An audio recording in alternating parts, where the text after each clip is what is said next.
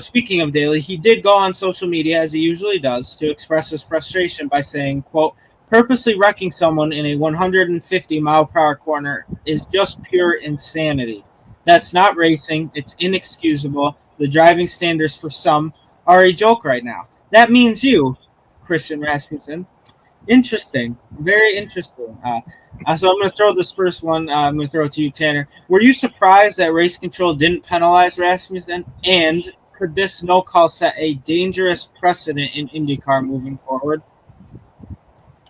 I'm going to answer the second question first and say yes. The no call, whether, no matter your take on what actually happened, what the intent was, or what have you, it will undoubtedly have a bad omen for the future of IndyCar if moves like what Christian Rasmussen made today, whether intentional or not, are going unchallenged by officiating. Like, things like that cannot happen on an IndyCar track. And Rasmussen's comments after the race talking about, I wasn't going to lift, I really don't like to hear that, especially in the NTT IndyCar series, which, as we know, is relatively dangerous because of the high speeds and how light the cars are. They can definitely take air rather easily, and nobody wants to see that. I just feel that Rasmussen has had an extremely aggressive first full-time season in IndyCar this season, and he's really not making a whole lot of friends out there. And it's not in the same way that Carson Hocevar has been conducting himself in the NASCAR Cup Series, where, he's like, kind of joking about it, and Carson Hocevar isn't really like putting people in danger necessarily, like how Christian Rasmussen is. But I just feel like at times young drivers really need to be sat down and have the law laid down on them. And I feel like this is an instance, in my opinion, where if you're not going to give a driver a penalty during the race, maybe he needs to sit out next week at Milwaukee. I think that for a move like that, and this is after, Rasmussen completely cleaned Daly out and knocked him off the course coming out of turn 7 just a few laps before, like, didn't even attempt to race Daly out of the corner, and then to go in and just completely clean him out in the chicane later, like, it was completely tasteless. It took no talent, and frankly, it is completely disrespectful and shows no care or consideration for the drivers you share the racetrack with. So, with all that said, I think that it would probably be in Christian Rasmussen and the NTT IndyCar Series' best interest to have the young driver sit out a weekend so he can think about what he did. I want them to put him in timeout. And definitely don't disagree with anything you said, Tanner. I'm really frustrated by the inconsistency, in IndyCar race control with this officiating, because, we saw what happened. Joseph Newgarden was exiting the pits and Scott Dixon tagged him around in the Sheldon chicane. And then as soon as that happened, Fox booth, they were saying that, yep, that should be a penalty. And I was thinking the same thing. I did think IndyCar got the call right, to penalize Scott Dixon, giving him that drive-through for punting Newgarden, because that was avoidable contact. He didn't have to hit him, and back in the attenuator there.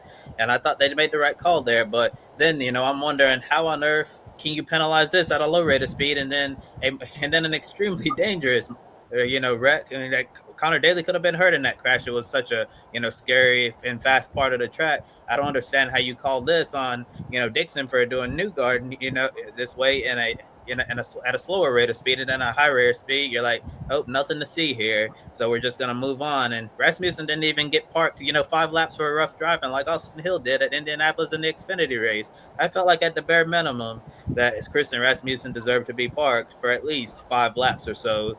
They try to send some type of message there, and for him to continue on with this race with no penalty at all, I thought that was extremely disappointing. I don't know the type of data that IndyCar has on these cars, like they do in NASCAR, where they can tell if you crash someone intentionally. But if Christian Rasmussen did, just flat out dump Conor Daly in this situation, and IndyCar has the data to prove that, I'm totally on board with what Tanner said. If there's data showing that he intentionally wrecked Conor Daly in this situation, I believe he should at least, get a 1 race suspension and sit out Milwaukee because, like Conor said, wrecking someone in a 150-mile-per-hour corner, that's, it's inexcusable, is ridiculous. And I think in those situations, you need to do a better job of taking care of your fellow competitors. And also, I want to say Conor Daly isn't completely innocent in this situation as well, because when Rasmussen knocked him off the course, what did Conor Daly do? You could tell he was fired up. It looked like he was chasing Rasmussen down, trying to get him back, and he actually got him back. He went as far as to drive as deep as he could into turn one. Then he hopped over the curve in the Sheldon chicane just to swipe Rasmussen. And then they just continued to chase each other on the track, and it just ended very poorly for Daly there. So I think that it was not a good move to make a no call on this and decide that we're not going to do anything, because I believe they also could set a dangerous precedent moving forward. Because if guys see you can get away with this type of stuff, we'll see it again once they get hot inside underneath the helmet. And I don't know. Obviously, we don't know what happened after the race, but I really hope that IndyCar called Christian Rasmussen to their hauler, to have a conversation with him, because playing stock cars in an open wheel car, one day this is going to end badly, and I don't want to see someone injured. I'm glad Conor Daly is okay and escaped this, but when tempers flare like the way that they did in these Indy cars, which are not stock cars, I think it's something that doesn't need to happen. It was really disappointing to see this play out on the racetrack. Yeah, absolutely. And if you guys remember, Conor Daly almost didn't race in IndyCar this season. He actually had a deal. He was trying to race full-time Xfinity with Sam Hunt Racing, so in the Xfinity series, obviously. So what I'm getting at is he put out a statement saying something that would have cost him like $4.3 million in sponsorship to race full-time Xfinity. So maybe he should reach out to Rasmussen and say, hey, if you want to race stock cars, not in IndyCar, but actually race stock cars, I have Sam Hunt's number. I know the cost. Go find your sponsorship and go over there. So he could say that to him. He won't. But yeah, it's just one of those things where not the right time to be inconsistent with your IndyCar. And yeah, it's at this point in the season, is a points penalty really worth it if you don't, like, say you suspend him, say they find it was intentional. So it's one of those things. It's like it's so late in the season that points, I don't know if they really matter, since the well, not like they were going to win the championship anyway. But I don't know what the dollar amount is difference from finishing, say, 15th in the standings to 14th or so on and so forth. But yeah, not calling that does set a dangerous precedent in that sense. But I don't know how many IndyCar drivers truly drive like they're racing stock cars in IndyCar. So I guess that's the only thing on IndyCar side right now, is not many of those drivers drive that aggressively and that angry and make emotional decisions with racing 1,000-pound open wheel vehicles. So ultimately, we'll see what happens. And yeah, also just to keep in mind, gridnetworktv.com, Grid Network, at Grid Network TV on pretty much every social media you could think of. There is content from IndyCar either there already or coming, so please make sure to check it out. Joe and Nicole, thank you to everyone as well for allowing them to be there this weekend. I know they're having fun. I know Joe, it's always a blast to see him there. He'll be there, I think, in a couple weeks as well, Xfinity Series. But yeah, speaking of that, I don't know if you guys want to add anything else to the IndyCar season, IndyCar portion of this show. The one thing I wanted to tag on about what Kobe said was that, like, I feel that Daly, yeah, maybe you could argue he didn't really do himself any favors, but also at the same time, I feel like the NTT IndyCar series this year, as you displayed in the Polo Lundgaard question, has been very questionable in terms of their officiating consistency, so to speak.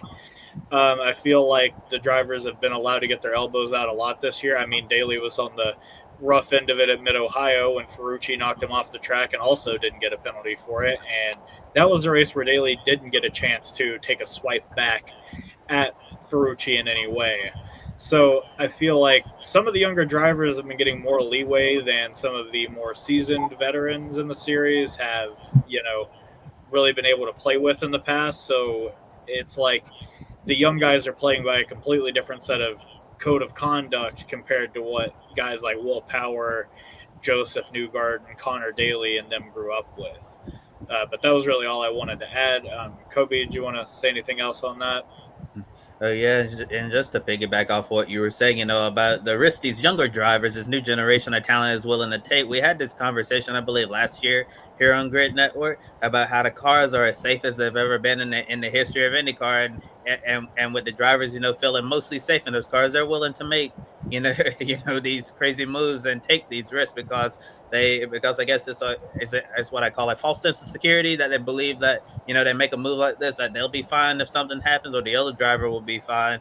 Yeah, and and like I said, we just had this conversation last year about this subject, whether how safe the cars are nowadays. Allow these younger drivers that think, hey, I'm invincible, I'm 10 foot tall and bulletproof, that I can go out there, I can make this move. There won't be any horrible repercussions from it.